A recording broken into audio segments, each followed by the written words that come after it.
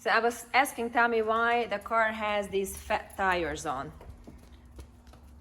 Well, we wanted to keep it, as I said, track and street legal. And we have these forge line wheels that are staggered, which will be just a perfect setup for to driving from the track. And then also we can put some tires on it that are going to be his rain tires. So we got these Michelins that are the AS4s. They're super sticky, super awesome in the rain as well. And then eventually we'll get him a set of squared up, probably Apexes, so he can have the same front and rear setup so he can rotate tires around. So you were asking why are they looking so big, fat, and wide.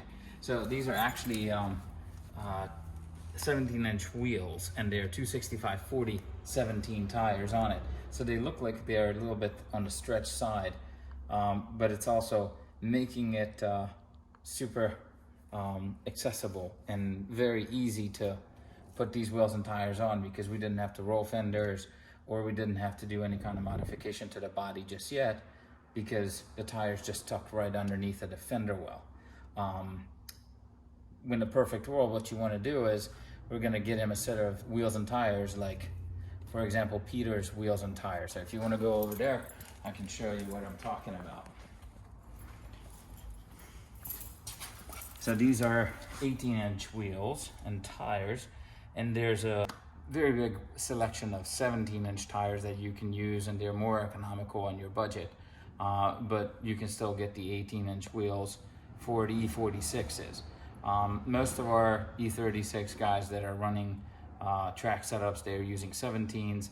Some of the guys that we have in our group have 18s on their cars. And as you can see, you can put 265/35 18s on these awesome Bimmerworld wheels. And the tire selection is a little bit smaller, but also the tire cost is a little bit higher on it. You don't want to have a super tall sidewall on track tires, because you want to prevent from the tire to actually roll from side to side. So that's why you're going with a lower profile tire.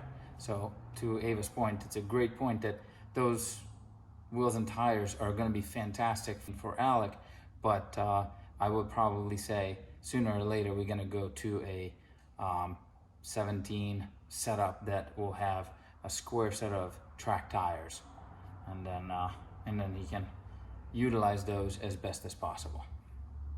Thank you.